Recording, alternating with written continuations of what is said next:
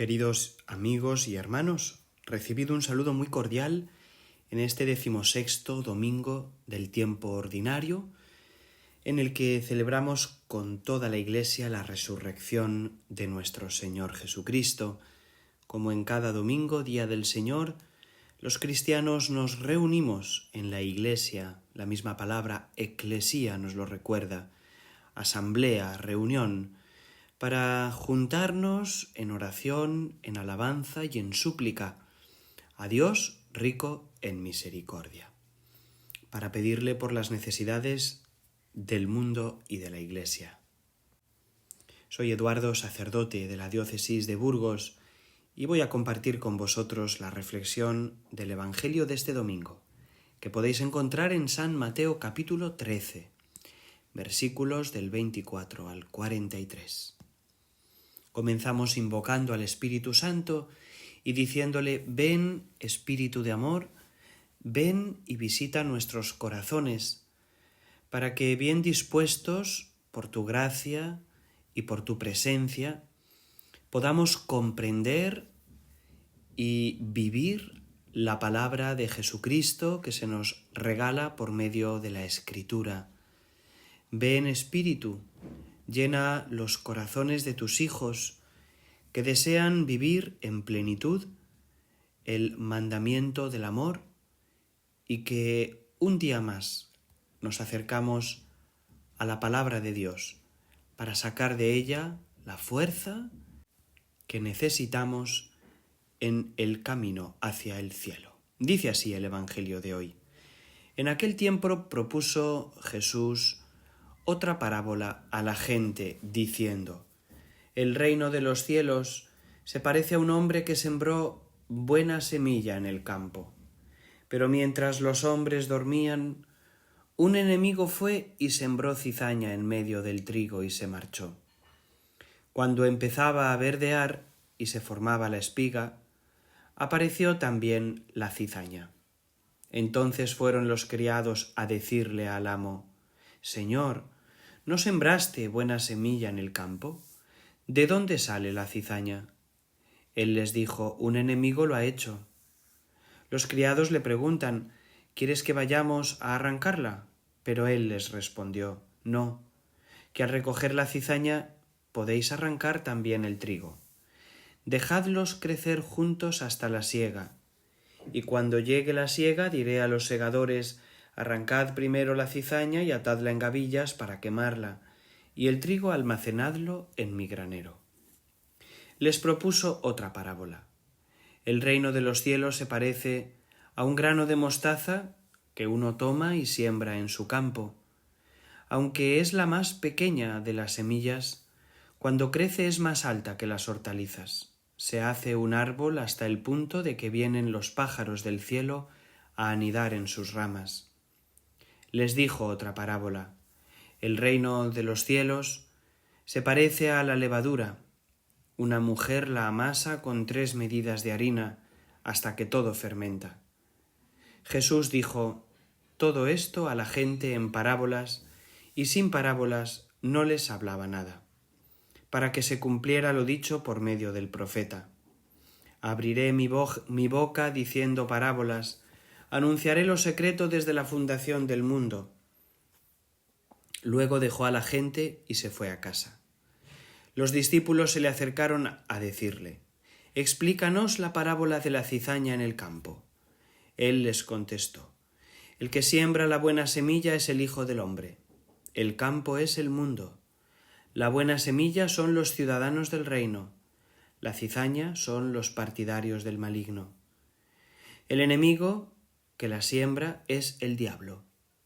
La cosecha es el final de los tiempos y los segadores los ángeles. Lo mismo que se arranca la cizaña y se echa al fuego, así será al final de los tiempos.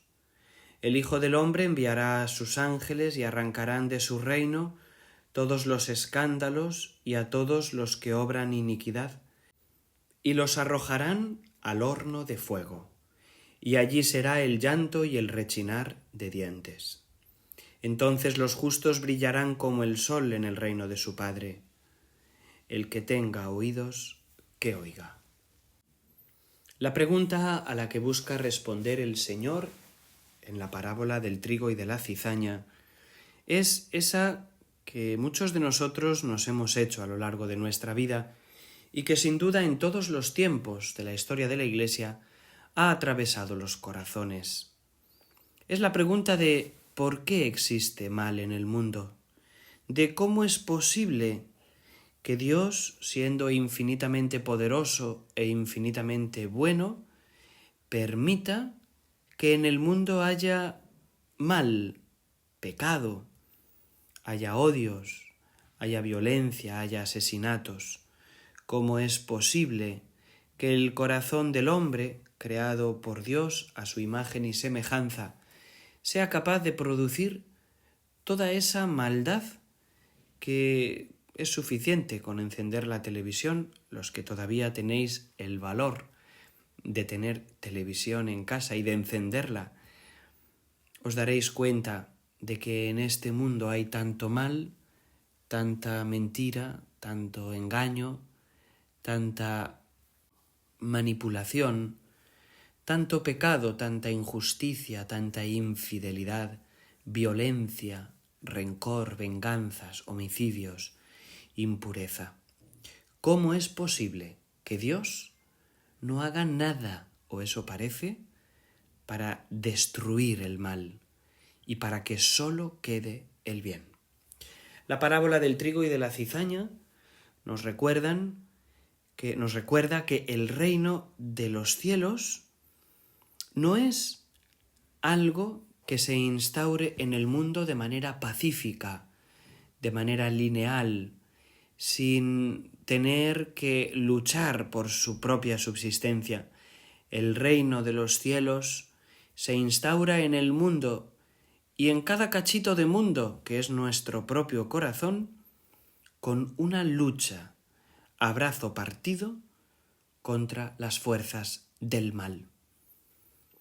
Nuestros corazones son esos pedacitos de mundo, esas parcelas donde Dios, rico en misericordia, ha plantado el trigo de su amor, el trigo de su palabra, de su verdad, el trigo de su doctrina, el trigo del Evangelio, del catecismo, de la enseñanza santa de la Iglesia, de los 20 siglos de tradición y de santos que nos ha regalado la Santa Iglesia de nuestro Señor Jesucristo, nuestra amada la Iglesia Católica.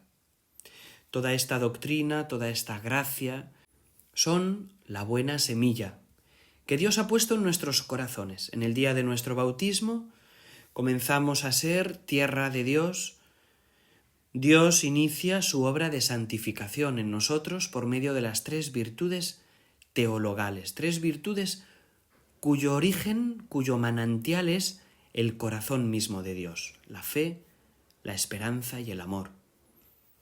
Ahora bien, he aquí que con el paso del tiempo nos damos cuenta de que nuestro corazón y el corazón de nuestros vecinos, de nuestros amigos, hermanos, conocidos, de nuestra familia, de los sacerdotes, de los matrimonios, de los niños incluso, el corazón llamado por Dios a ser sagrario y tabernáculo de su presencia, el corazón en el que Dios ha plantado el trigo de su palabra y de su verdad, he aquí que empieza a dar mala semilla, plantas con las que no habíamos contado. Un corazón que a pesar de todo lo que hago y todo lo que rezo y todo lo que pido y todo lo que me esfuerzo como buen cristiano, o eso creo yo que quiero ser, mi corazón comienza a producir sentimientos y actitudes y hábitos no deseados. Odio, impureza, egoísmo, miradas, pensamientos, palabras, actos con los que mi corazón no está de acuerdo, que yo reconozco en sinceridad que no son buenos, que no manifiestan un corazón unido al Padre, y sin embargo he aquí que lo produzco. He aquí que en el mundo se da toda esta maldad. Pero cuando decimos en el mundo, no vayamos lejos a buscar. No necesitamos encender la televisión. Es suficiente con mirar a nuestro corazón. Nosotros somos ese mundo. En nosotros se da esa aparente contradicción entre el bien que conocemos y queremos y el mal que aborrecemos y que a pesar de todo hacemos. Y entonces, como los criados de la parábola, cuando ven que se empieza a formar, junto con el trigo, la espiga de cizaña, entonces se dirigen al amo de la tierra y le preguntan: Señor, ¿no sembraste buena semilla? ¿De dónde viene la cizaña? Un enemigo lo ha hecho, el demonio ha plantado en nuestro corazón heridas, actitudes, desengaños, mentiras que pone en nuestra mente. Todo eso lo ha plantado el enemigo.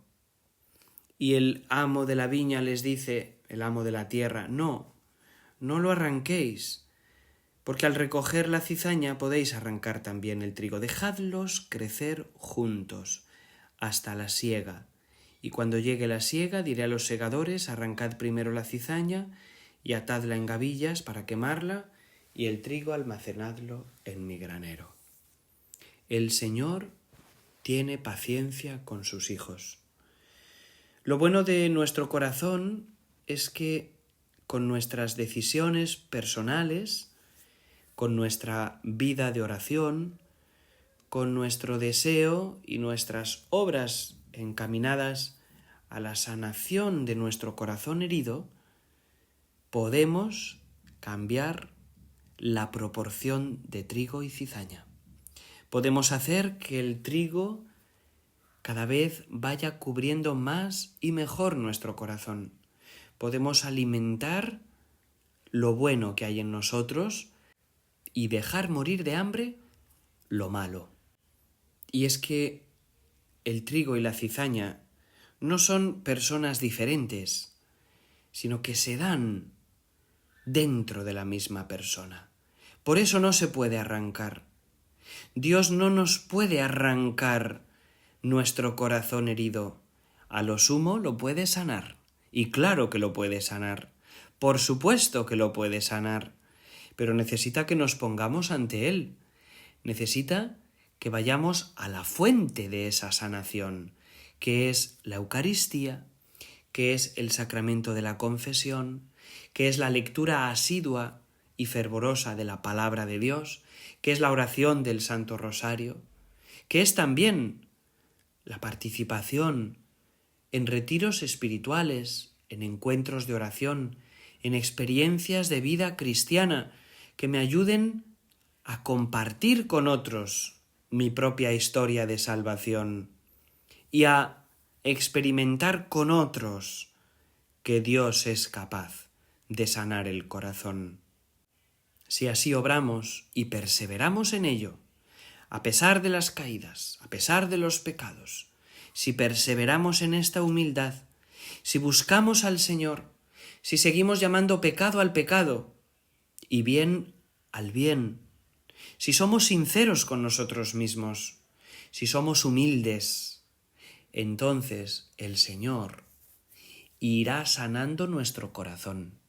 Y esas heridas que hasta ahora han sido la puerta por la que el demonio nos ha engañado para llevarnos al pecado, esas heridas se irán curando. Y en la medida en que curen, nuestro corazón buscará lo bueno, lo santo, lo perfecto. No ya como fruto de un deseo interior, de un esfuerzo titánico por ser santos y por vivir el Evangelio en plenitud, sino como efecto de la obra de Dios en nosotros. Dios te sana el corazón, Dios cura las heridas de tu corazón y desde ahí eres capaz, con su gracia, de elevarte a otro nivel de relación con el Padre, con el Hijo, con el Espíritu Santo, con nuestra Madre la Virgen, con los santos y con toda la Iglesia. Dios tiene paciencia, y como la tiene de ti, la tiene también de los grandes pecadores, de aquellos que parece que van a pasar a la historia de la humanidad por todas las fechorías que han hecho o que están haciendo. Tantas veces, también a mí, me viene el pensamiento de decir, Señor, pero ¿por qué esta persona que nos está engañando tanto, que está hundiendo a la humanidad?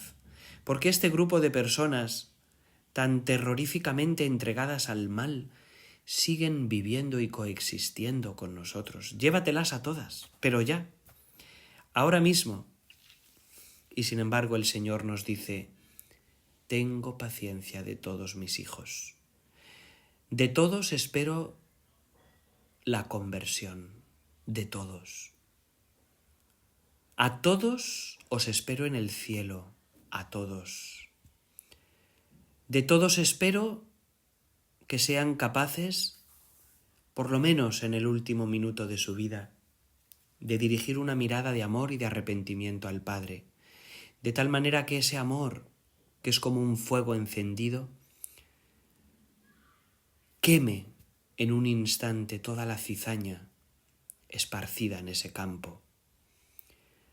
Qué bonito es poder vivir para el Señor, qué bonito es contemplar el campo de la propia vida y ver que cada vez hay más trigo y menos cizaña, que cada vez hay más amor, que cada vez nos resulta más fácil vivir según la palabra del Señor, vivir sus mandamientos, sus enseñanzas. Qué bonito es, pero al mismo tiempo, qué exigente es convivir con tanto mal, con tanta miseria, con tanta maldad, con tanta mentira. Es muy difícil. Pero al fin y al cabo nos tenemos que hacer la pregunta, ¿quiero perdonar a estas personas dañadas por el enemigo? Que es verdad que han tomado las decisiones de su vida y son el fruto de lo que han decidido, pero ¿quién soy yo para condenarlas? Es verdad, lo que hacen es objetivamente malo, pero ¿quién soy yo para decretar que tienen que arder, que hay que arrancarlas de la faz de la tierra, que Dios no tiene derecho a tener paciencia con ellas? Es importante en este camino hacia el Señor lo que decíamos hace un instante, de ser honestos y sinceros con nosotros mismos. No es lo mismo decir que Dios tiene paciencia con el pecador a decir que lo que antes era pecado ya no lo es. No. Esa es otro engaño del enemigo, otra gran mentira de Satanás para meternos en sus redes. No pocas personas, incluso en grandes diócesis de Europa, han entendido que el actual sínodo consiste en pedir a la Iglesia que lo que antes era pecado deje de serlo, que podamos vivir de una manera desenfadada en nuestro propio pecado, que podamos empezar a llamar virtud lo que hasta ahora era impureza, de tal manera que ya no estamos buscando la conversión del corazón, ya no estamos buscando a Dios, estamos manipulando a Dios, estamos abusando de Dios, estamos doblegando, estamos destruyendo el Evangelio, estamos pidiendo que mis miserias se conviertan en virtud. Yo me pregunto a estas personas que así actúan, a estas personas, ¿quién les obliga a permanecer en la Iglesia? ¿No sería más fácil y más normal y más coherente que fundaran otra cosa, que se fueran a otro sitio, que se dedicaran a leer la palabra de Dios como ellos la quieren leer e interpretar, y que se separaran de una manera pacífica de la Iglesia católica? Pero no, el mal, el diablo, Satanás, no se conforma con que unas poquitas personas se alejen de la Iglesia, no. El diablo quiere destruirla desde dentro. Quiere que la palabra matrimonio, que la palabra familia, que la palabra vida, que la palabra castidad, que la palabra honestidad, que la palabra hombre y mujer sean destruidas desde dentro, sean manipuladas, y que la Iglesia como institución ceda ante todas estas ideologías anticristianas, todas estas ideologías antihumanas y destructivas de la humanidad. Por eso yo os invito a vosotros, queridos amigos y hermanos, que escucháis esta reflexión y que estoy seguro que no vais por ese camino al que acabo de aludir. Seáis fuertes en la fe, no tengáis miedo. Sepáis que aunque Dios permite que la cizaña crezca junto con el trigo, incluso dentro de la Iglesia, incluso a unos niveles donde nunca antes lo habíamos visto, a unos niveles de la jerarquía muy elevados, desde los que se está promoviendo en distintas diócesis del mundo y algunas muy importantes, una visión de la Iglesia relativista que vosotros y que yo, con la gracia de Dios, perseveremos en la búsqueda de la verdad, que sigamos llamando a cada cosa por su nombre, que sigamos pidiéndole perdón al Señor cada vez que le ofendemos, cada vez que pecamos, cada vez que en nuestro corazón crece la cizaña, y que agradezcamos al Señor que tenga tanta misericordia de nosotros, que nos ame, que nos sostenga, que nos cuide, incluso cuando nuestro corazón está plagado de pequeñas o grandes acciones u omisiones que desdicen del proyecto de Dios. Pero lo más importante es permanecer en el camino, levantarnos una y otra vez, seguir las indicaciones que puso Cristo en el camino para llegar al Padre, que llevan la huella de Cristo, que están escritas con la sangre de Cristo. Esas señales del camino no las ha decidido el Papa de turno ni el Sínodo de turno, sino que las ha decidido Jesucristo, la palabra de Dios, revelada por Dios, transmitida por medio de su Hijo Jesucristo, escrita por los agiógrafos en la palabra de Dios e interpretada de manera inviolable e inmutable a lo largo de 20 siglos en la historia de la humanidad. Y si ahora vemos que la barca de Pedro está amenazando ruina, que parece que las olas son tan altas que la barca ya no se ve, tranquilidad. El Señor duerme, pero el Señor está con nosotros. Y la Iglesia es de aquellos que perseveren en la oración y en la búsqueda sincera de la voluntad de Dios. Terminamos aquí encomendándonos a María nuestra Madre. Permitidme rezar con vosotros la oración del Ave María. Dios te salve María, llena eres de gracia, el Señor es contigo. Bendita tú eres entre todas las mujeres, y bendito es el fruto de tu vientre Jesús. Santa María, Madre de Dios, ruega por nosotros pecadores, ahora y en la hora de nuestra muerte. Amén. Y que la bendición de Dios Todopoderoso, Padre, Hijo y Espíritu Santo, descienda sobre vosotros. Gracias a todos por habernos acompañado en este día, en esta oración semanal. Que el Señor os bendiga y os llene de su misericordia. Feliz semana.